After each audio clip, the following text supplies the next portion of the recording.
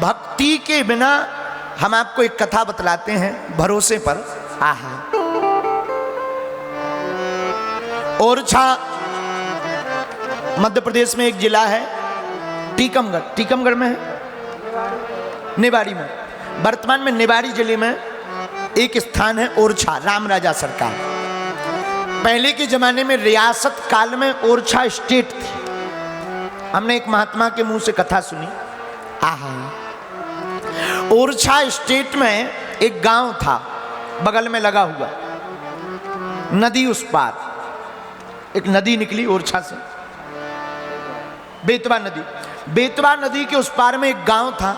उस गांव में एक माताजी रहती थी, पति खत्म हो गए थे। सत्य कथा बता रहे हैं आपको। आहा, पति खत्म हो गए थे। अपने बेटे के साथ में, बेटा छोटा सा था, 3 माह का, पति खत्म हो गए। लेकिन ये बड़ी भक्तनी थी। गांव के लोग भक्तों को प्रायः पहचान नहीं पाते। संसार के लोग भगवान के भक्त दुनिया वालों को पागल दिखाई देते हैं। अच्छा, दुनिया वालों की नजर में भगवान के भक्त पागल होते हैं, परंतु भगवान के भक्तों की नजर में दुनिया वाले पागल होते हैं। तो ये जो माताजी थी, इनको लोग सिर्रन कहते थे, सिर्रन बुआ।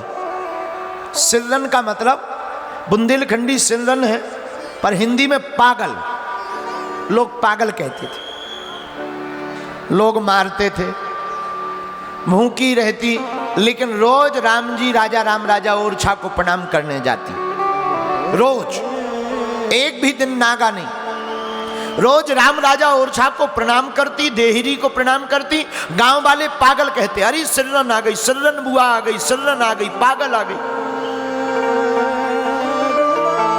कोई ना पूछे।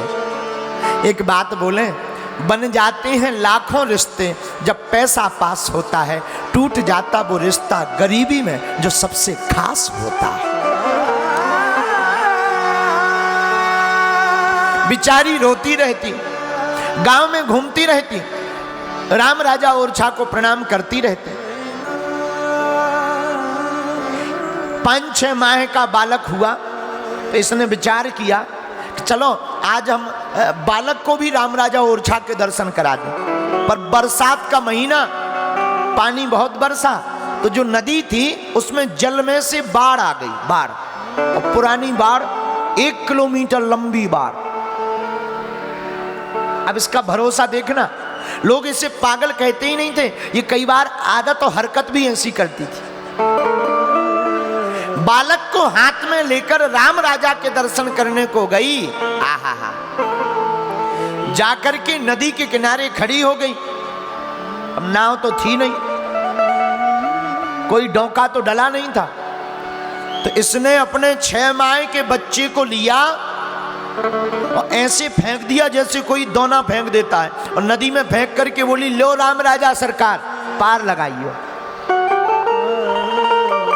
गांव के चराने वाले, गायें चराने वाले सब आंखों से देख रहे थे। इसने पहले बालक को लिया, ऐसे फेंक दिया, लो राम राजा सरकार, बुंदेली भाषा में, टूटी फटी भाषा, लो राम राजा सरकार, बच्चा को पार करा दियो।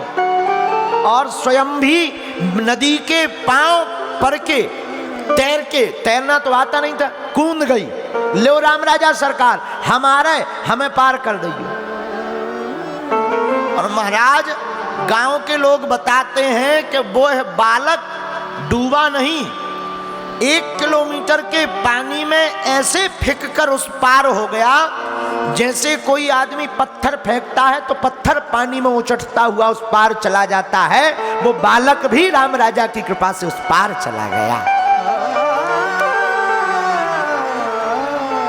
पर ये अनपढ़ गवारन, लेकिन अनपढ़ को भी भरोसा राम राजा पर इतना था कि राम राजा सरकार पार कर देंगे, तो राम राजा सरकार ने उसको पार कर दिया।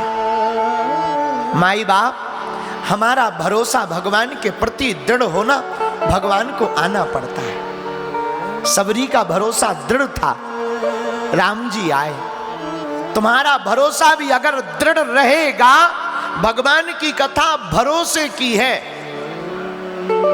भरोसा ठीक नहीं है ना, तो भगवान में भी दोष दिखाई देंगे, संतों में दोष दिखाई देगा, महंतों में दोष दिखाई देगा। और भैया भरोसा दृढ़ है तो दोष भी तुम्हें गुण जैसे दिखाई पड़ेंगे। धन्य है राम राजा सरकार, उन्होंने दोनों को पार किया। ये उस पार आई, प्रणाम किया। महाराज उस दिन के बाद फिर दर्शन करने का तांता लगा। लोग उससे पूछे कि आप कैसे पार हो गए? बोली हम तो ऐसे साधारण भाषा में, गांव की भाषा। बोले कोई बात नहीं, वो तो रोज होता है। हम जाते राम राजा से कहते लो राम राजा सरकार हमें बचाइयो, वो बचा लेते। भगवान ज्ञानियों को मिलते होते तो अज्ञानियों पर कृपा नहीं होती। केवल ज्ञानियों को मिलते होते तो भगवान गज को नहीं मिलते। हाथी कौन से स्कूल में पढ़ने गया? अच्छा, भगवान संतों को मिलते हैं। अगर संतों को मिलते होते तो सुदामा जैसे गृहस्थी को ना मिलते। अमीरों को मिलते हैं, सुदामा जैसे गरीब को ना मिलते।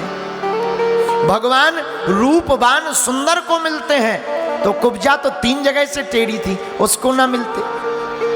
तो भगवान मिलते किसको है? जिसका हृदय पवित्र होता है और भरोसा भगवान पर दृढ़ होता है, भगवान उसी के लिए प्रकट हो जाता है।